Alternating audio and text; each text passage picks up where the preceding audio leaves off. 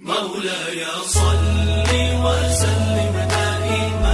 أبدا على حبيبك خير الخلق كلهم مولاي صل. اعوذ باللہ من الشیطان الرجیم، بسم اللہ الرحمن الرحیم۔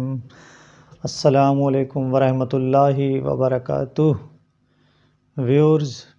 میں ہوں محمد طارق اور آپ دیکھ رہے ہیں روشنی چینل۔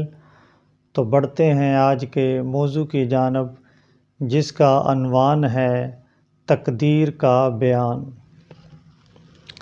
حضرت عبداللہ بن مسعود رضی اللہ تعالیٰ عنہ کا بیان ہے کہ رسول اللہ صلی اللہ علیہ وسلم نے فرمایا،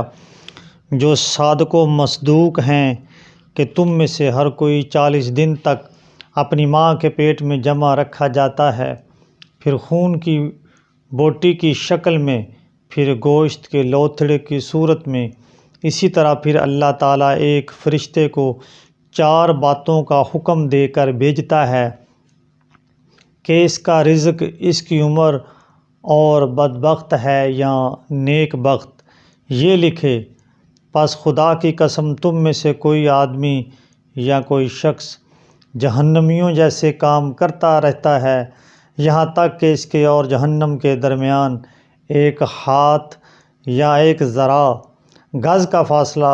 رہ جاتا ہے، تو اس پر نوشتہ غالب آتا ہے اور وہ اہل جنت کے عمل کر کے اس میں داخل ہو جاتا ہے۔ اور کوئی آدمی ایسا ہوتا ہے کہ جنتیوں جیسے عمل کرتا رہتا ہے، یہاں تک کہ اس کے اور جنت کے درمیان 1-2 گز کا فاصلہ رہ جاتا ہے، تو اس پر نوشتہ غالب آ جاتا ہے اور وہ دوزخیوں کے عمل کر کے اس میں داخل ہو جاتا ہے۔ حضرت انس بن مالک رضی اللہ تعالیٰ عنہ سے روایت ہے کہ رسول اللہ صلی اللہ علیہ وسلم نے فرمایا، اللہ تعالیٰ عورت کے رحم پر ایک فرشتہ مقرر فرما دیتا ہے، تو وہ عرض کرتا ہے کہ اے رب، یہ تو نطفہ ہے، اے رب یہ تو خون کی بوٹی ہے، اے رب یہ تو گوشت کا لوتھڑا ہے۔ پس جب اللہ تعالیٰ اسے پیدا کرنے کا ارادہ فرماتا ہے تو فرشتہ عرض کرتا ہے، اے رب یہ نر ہے یا مادہ، بدبخت ہے یا نیک بخت، اس کا رزق کتنا ہے، اس کی عمر کتنی ہے؟ پس بتانے کے مطابق اس کی والدہ کے پیٹ میں لکھ دیتا ہے۔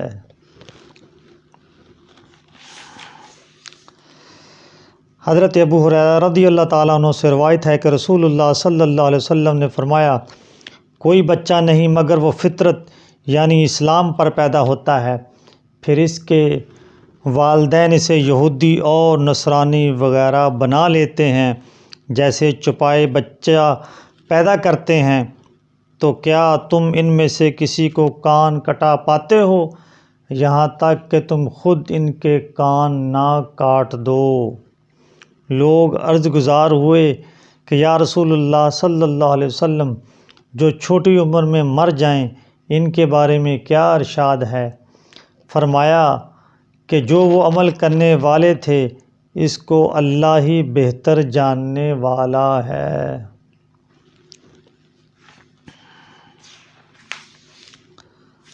حضرت ابو ہریرہ رضی اللہ تعالیٰ عنہ نے فرمایا کہ ہم رسول اللہ صلی اللہ علیہ وسلم کے ہمراہ خیبر گئے تو رسول اللہ صلی اللہ علیہ وسلم نے اپنے ساتھیوں میں سے ایک کے بارے میں فرمایا جو مدعی اسلام تھا کہ یہ جہنمی ہے۔ جب میدان کارزار گرم ہوا تو اس آدمی نے خوب بڑھ چڑھ کر ہاتھ مارے، لیکن سخت زخمی ہوا مگر ثابت قدم رہا۔ پس رسول اللہ صلی اللہ علیہ وسلم کے اصحاب میں سے ایک شخص آ کر عرض گزار ہوا کہ یا رسول اللہ صلی اللہ علیہ وسلم، اسے ملاحظہ تو فرمائیے جس کے بارے میں ارشاد ہوا تھا کہ وہ جہنمی ہے، حالانکہ وہ راہ خدا میں کیسی بے جگری سے لڑ رہا ہے اور کیسا شدید زخمی بھی ہوا ہے۔ تو رسول اللہ صلی اللہ علیہ وسلم نے فرمایا کہ پھر بھی وہ ہے جہنمی۔ قریب تھا بعض لوگوں کو شک لاحق ہو جاتا کہ اس شخص نے زخموں کی تاب نہ لاتے ہوئے ترکش سے ایک تیر کھینچا اور اسے گلے پر رکھ کر پھیر لیا۔ پس کئی مسلمان رسول اللہ صلی اللہ علیہ وسلم کی طرف لپکے اور عرض گزار ہوئے، یا رسول اللہ صلی اللہ علیہ وسلم، اللہ تعالیٰ نے آپ کا ارشاد گرامی سچا کر دکھایا، فلاں نے گلا چیر کر خودکشی کر لی ہے۔ چنانچہ رسول اللہ صلی اللہ علیہ وسلم نے فرمایا، اے بلال، کھڑے ہو کر اعلان کر دو کہ جنت میں نہیں داخل ہوگا مگر مومن، اور بے شک اللہ تعالیٰ بدکار آدمی کے ذریعے بھی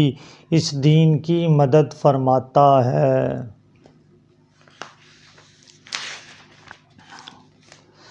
حضرت ابو عثمان نہدی کا بیان ہے کہ حضرت ابو موسیٰ اشعری رضی اللہ تعالیٰ عنہ نے فرمایا کہ ایک غزوہ میں ہم رسول اللہ صلی اللہ علیہ وسلم کے ہمراہ تھے، لہذا جب ہم کسی اونچی جگہ پر چڑھتے یا کسی وادی میں نیچے اترتے تو بلند آواز سے تکبیر کہتے۔ راوی کا بیان ہے کہ رسول اللہ صلی اللہ علیہ وسلم ہمارے قریب ہوئے اور فرمایا، اے لوگو، اپنی جانوں پر ترس کھاؤ، تم کسی بہرے یا غائب کو نہیں پکارتے بلکہ اسے پکارتے ہو جو سب کچھ سنتا اور دیکھتا ہے۔ پھر فرمایا، اے عبداللہ بن قیس، کیا میں تمہیں ایسا کلمہ نہ بتا دوں جو جنت کے خزانوں میں سے ہے، اور وہ ہے لا حول ولا قوت الا باللہ، نہیں ہے طاقت اور قوت مگر اللہ تعالیٰ کے ساتھ۔ حضرت ابو ہریرہ رضی اللہ تعالیٰ عنہ سے روایت ہے کہ رسول اللہ صلی اللہ علیہ وسلم نے فرمایا، حضرت آدم اور حضرت موسیٰ علیہ السلام کی بحث ہوئی۔ چنانچہ حضرت موسیٰ علیہ السلام نے حضرت آدم علیہ السلام سے کہا کہ آپ ہمارے باپ ہیں، مگر آپ نے ہمیں رسوا کیا اور جنت سے نکالا۔ حضرت آدم علیہ السلام نے کہا، اے موسیٰ، اللہ تعالیٰ نے آپ کو اپنے کلام کے لیے چنا اور یہ تمہارے لیے اپنے دست قدرت سے لکھا، کیا آپ مجھے اس بات پر ملامت کرتے ہیں جو اللہ تعالیٰ نے میری پیدائش سے بھی 40 سال پہلے مقرر فرما دی تھی؟ یہ آدم علیہ السلام نے 3 مرتبہ کہا، اور اس بحث میں وہ موسیٰ علیہ السلام پر غالب آئے۔ شاعر مشرق حکیم الامت حضرت علامہ محمد اقبال رحمۃ اللہ تعالیٰ علیہ فرماتے ہیں، نہ تو زمین کے لیے ہے نہ آسماں کے لیے، جہاں ہے تیرے لیے تو نہیں جہاں کے لیے، نشان راہ دکھاتے تھے جو ستاروں کو، ترس گئے ہیں کسی مرد راہ داں کے لیے، نگاہ بلند سخن دل نواز جاں پرسوز، یہی ہے رخت سفر میر کارواں کے لیے۔ ویورز، چینل کو سبسکرائب کریں، لائک کریں، گھنٹی کے بٹن کو پریس کریں تاکہ ہر نئی آنے والی ویڈیوز آپ کو مل سکے۔ اللہ عز و جل سے دعا ہے کہ ہم سب کو عمل کرنے کی توفیق عطا فرمائے۔ صلی اللہ تعالی علیہ وآلہ وسلم۔ مولاي